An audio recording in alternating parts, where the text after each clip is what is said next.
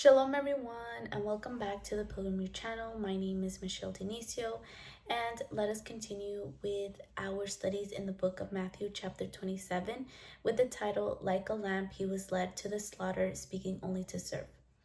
This chapter describes the events leading up to Yeshua HaMashiach's death, his deliverance as it was written in the prophecy in Isaiah 53. We will see how Yeshua in his delivery, death was like a lamb in characteristics and in destiny, that even when he spoke, it was only to serve and confirm Elohim's will, never to define himself. Throughout the study, we will see many interesting lessons that we can learn from, not only from our Mashiach's selfless sacrifices for humanity's redemption, but how our human nature, when not fully submitted to Elohim, can lead us to fall into temptations. With this short introduction, let us start with verses 1 through 4. It says, "When daybreak came, the ruling Quanim and elders of the people conspired against Yeshua to put him to death. And they tied him up, led him away, and handed him over to Pilate, the governor. Then Judah, his betrayer, saw that Yeshua had been condemned. Feeling remorse, he brought the 30 silver pieces back to the ruling Quanim and elders, saying, 'I've sinned, betraying innocent blood.'" The chapter begins with the gathering of the Sanhedrin religious court following their interrogation of Yeshua throughout the night. In chapter 26 of Matthew, we remember that the Kohen Gadol, along with the false witnesses they pay, found Yeshua guilty of blasphemy and deemed him worthy of death. Due to this verdict, Yeshua is now being handed over to Pilate, who was the Roman appointed governor over Judea. The Sanhedrin had no legal or government authority to put Yeshua to death directly. So they took Yeshua and handed him over to the Roman authority of Pilate, a man who was described in history as a cruel, ruthless man, almost completely insensitive to the moral feelings of others. Due to his reputation, the religious leaders perhaps had reason to expect a favorable result in their plan to kill Yeshua. All of these events occurred on the 14th day of the first month, called Aviv, already considered Pesach, because it was at dawn. The narrative then centers on Judas Iscariot, who betrayed Yeshua for money to the religious leaders. The verses reveal that Judah felt a tremendous sense of guilt upon seeing that Yeshua did not attempt to defend himself by performing a miracle to get out of this threat. Some commentators believe that Judah thought that this was going to make the Messiah known, that Yeshua would appear with power and miracles, that he would remove the corruption and take the throne. But the opposite occurred. Yeshua was like a lamb, accepted his fate even though he was innocent, and Judah knew very well that he was an innocent man. That's why Judah attempted to return the money, but the religious leaders did not care and refused to give Yeshua's liberty up. In verses 5 to 10, it tells us that Judah's sense of guilt was so overwhelming that he committed suicide. The religious leaders took the money he threw in the temple and bought a land, fulfilling the prophecy in Jeremiah. However, Matthew attributes this prophecy to Jeremiah. However, it is not mentioned by him, but by Zechariah in chapter 11, verses 12 to 13. Commentators give possible positions on this inconsistency. For us today, Judah is the representation of a believer who is doubtful and lives in a lukewarm state. He chose to think and act based on what he wanted to believe. He had the same opportunity as the rest of the disciples to build a strong and firm emunah, paying close attention to Yeshua at every moment. But he didn't. He continued to search for his will to be done, then to submit to the eternal and humbly learn from Mashiach. Judah is a clear example that a believer's spiritual walk with the Father is individual. Even though he surrounded himself with tzedakkim, meaning righteous men, he himself did not apply the Eternal's instruction in his life and became a believer who only hears the word but did not practice it. Yeshua clearly says what happens to a person who practices his teachings in Matthew chapter 7, verse 24 to 29. It says that those who only hear and not apply the instruction is like a foolish person who builds their house, meaning life, on moving sand. When trials and tribulation comes, it falls. And that is exactly what happened to Judah. We as believers must really strive to be people who take time to listen to the Father's word, but also to apply all the wisdom in our daily life, so we may build upon the rock who is Yeshua and pass the test. From verses 11 to 26, the text reveals in detail how Yeshua was tried in Pilate's court. All the accusations that were made against him and how Yeshua reacted to this great adversity, leaving us believers of today a clear example to follow and study. After Yeshua was thoroughly examined by the Kohen Gadol and the Council of the Sanhedrin, Yeshua was going to be formally tried before the Sanhedrin, but before that could happen, Yeshua had to be tried by the Roman government. They could not carry out the death sentence. They could only examine a prisoner and give their verdict, which had to be ratified by the Roman authorities. It was therefore necessary to present accusations against Yeshua that would make him a criminal by the Romans, and an accusation that would condemn him before the Jews had to be found. There were two accusations that the priest wanted to maintain: that Yeshua had blasphemed, which would condemn him before the Israelites, and that Yeshua was trying to create a secret society to establish a new kingdom, and thus the priest would hand him over to the Romans, demonstrating that they were against the Roman government, and this would ensure his condemnation by the Romans.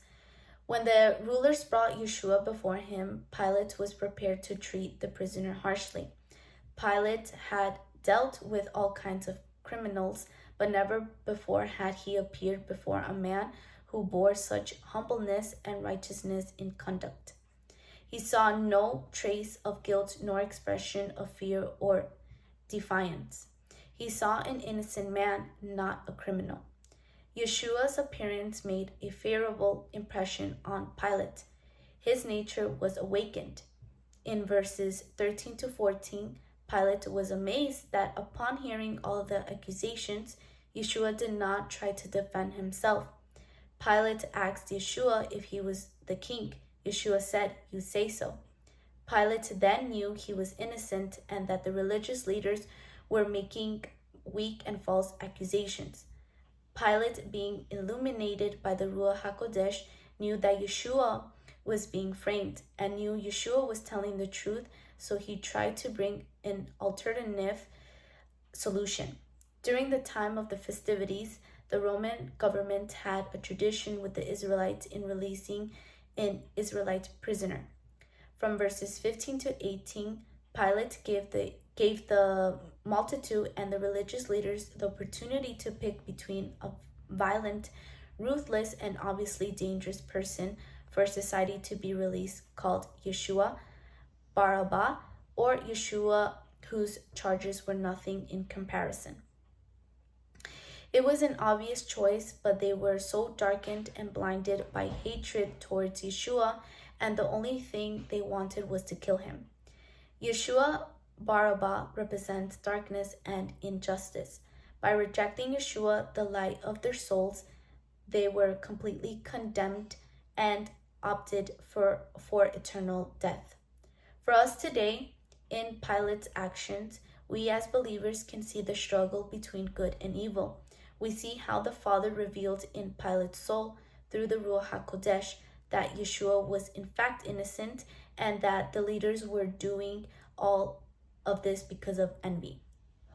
We can see that every soul has a choice in this life, a choice to listen to the Ruach HaKodesh or completely ignore it.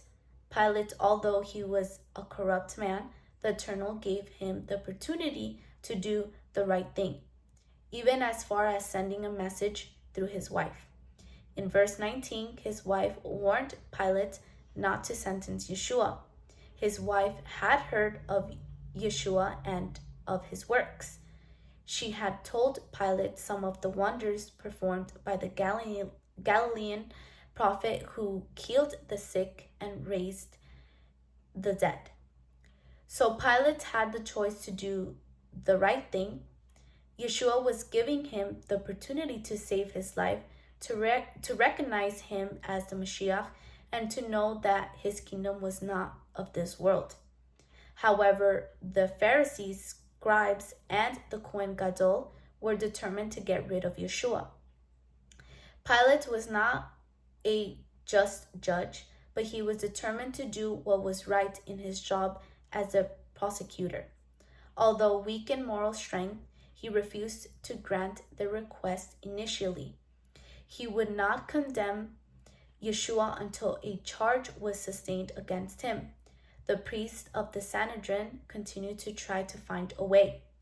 They sought out false witnesses and accused him, saying, "We found this man perverting the nation and refusing to give tribute to Caesar, because he says that he is Yeshua the king."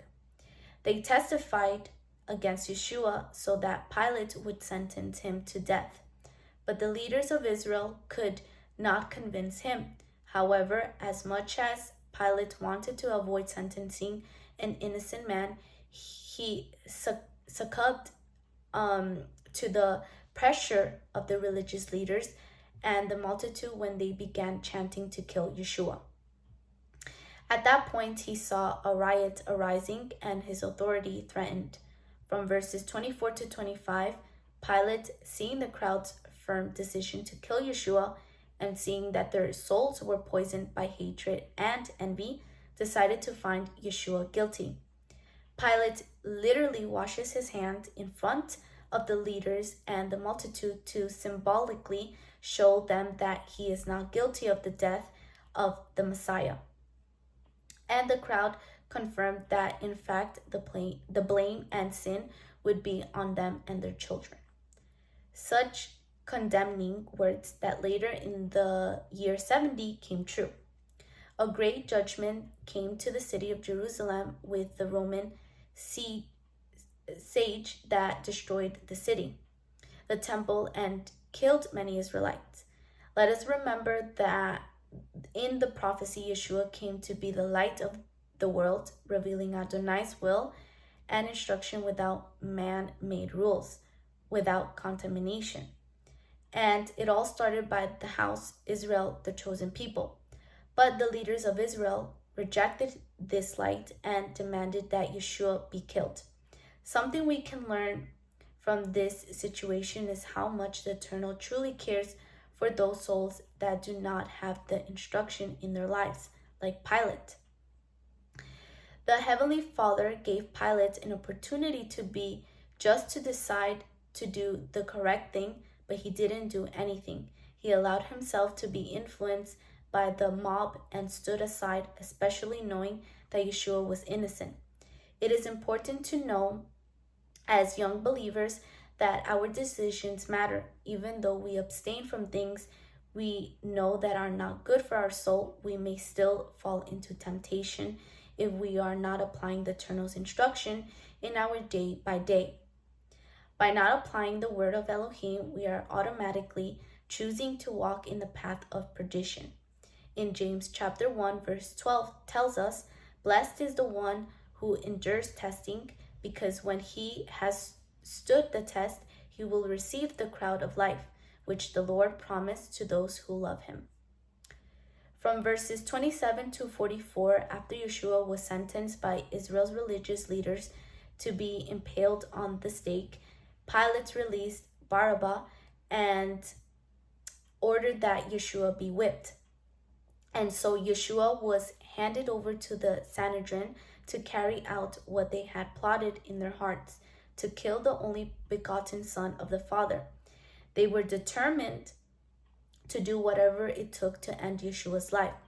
Yeshua was taken by the Roman soldiers, and the verses say that they were mocked, that they mocked, spit, beat, and humiliated him to the lowest degree.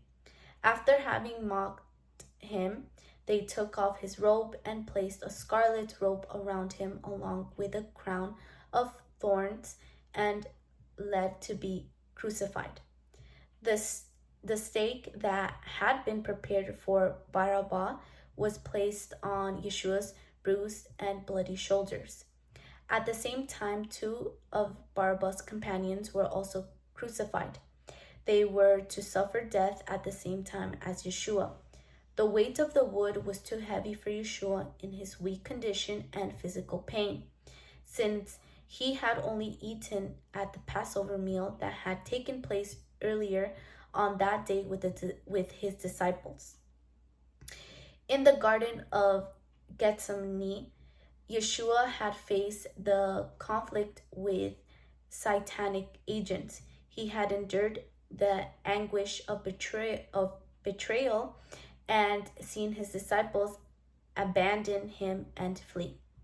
He had been taken from court to court, but Yeshua had not fainted. He never uttered a word that did not exalt the living Elohim. Throughout the false dishonor of the trial, he had conducted himself with firmness and dignity. But after the second lashing, the stake was laid upon him, and his human nature could not bear it any longer. And Yeshua fell to the ground under the burden. The crowd that followed the Savior saw his weak steps, but showed no compassion. They mocked him, showing contempt for not being able to carry the old stake. They put it on him again and again. He fell fainting to the ground. His pursuers saw that it was impossible for him to carry it any further. The Jews themselves could not do so because the defilement would have prevented them from observing Pesach. Among the crowd that followed him, there was not a single person who wanted to lower themselves to carry the stake. Therefore, they picked a spectator whose name was Simon to help Yeshua carry the stake. This continued on until they reached Golgoth. That is to say, a place of a skull. The following events take place once the sentence has been given and the biblical account coincides with Roman customs. It was common for the execution groups to be made up of 4 soldiers and a patrolman, and for these to claim the victim's goods and clothing as part of their salary. A title or inscription of the accusations was usually affixed to the prisoner, in this case, King of the Jews. Yeshua was mistreated and carried in his sufferings all of humanity's transgressions. The soldiers and religious leaders all continued to mock and humiliate Yeshua. From verses 45 to 54, scriptures details how Yeshua delivered his life for all humanity. In verses 45 to 50 says, "Now from the 6th hour, darkness fell upon all the land until the 9th hour. After the 9th hour, Yeshua cried out with a loud voice, saying, Eli, Eli, lema sabachthani. That is, my God, why have you abandoned me?" And Yeshua cried out again with a loud voice and gave up his spirit. The prophecy in Psalms chapter 22, verse 1, and the prophecy of the lamb that went to the slaughter in Isaiah 53 was fulfilled in Yeshua's sacrifice. even after his delivery, death. Things happened that showed who he really was. In verse 51 to 53 says, "And behold, the curtain of the temple was split in two from top to bottom, and the earth quaked, and rocks were split apart, and the tombs were opened, and many bodies of the Kedushim who were sleeping were raised to life. And coming forth out of the tombs after his resurrection, they went into the holy city and appeared to many." That was the first resurrection in Yeshua, carried out at that time, where many saints of old, such as Abraham, Isaac, and descendants such as Joseph, who strictly preserved his remains for this moment, in which they believed, waited for the promise to be fulfilled. So much was the evidence that those who were in Golgotha recognized that Yeshua was in fact the Son of the Most High, and that they had made a terrible mistake. Yeshua died as an innocent lamb to fulfill the entire plan of redemption. Because of his sacrifice and obedience to the Father, today many who recognize and make a genuine teshuvah may return back to the Creator and be redeemed. Yeshua became the path back to the Father. He is the mediator between man and Elohim.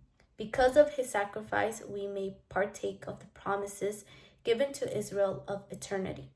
Yeshua left a great testimony for us to learn and to follow. Yeshua in this chapter was placed in an unused tomb owned by Joseph, a rich man from Arimathea. There, Yeshua's body stayed until the Father resurrected him on the third day. The chapter ends with the religious leaders requesting for Pilate to place extra security by Yeshua's tomb as a way to prevent the disciples from stealing the body and make the claim that Yeshua was alive. In this chapter, we learned in detail how Yeshua was humiliated and how much he truly endured so we can have a chance in receiving the celestial promise. We learned in Yeshua's testimony of humility and obedience, and that all the prophecies that were written about him he fulfilled until the very end.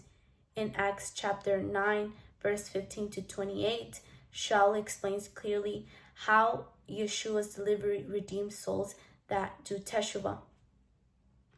In verse 15 says, "For this reason he is the mediator of a new covenant, in order that those called may receive the promised eternal inheritance, since a death has taken place that redeems them from violations under the first covenant."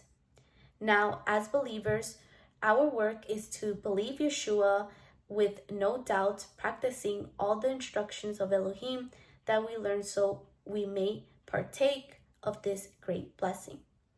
Thank you all for your attention, and if the Father permits, I shall see you in the next video. Shalom.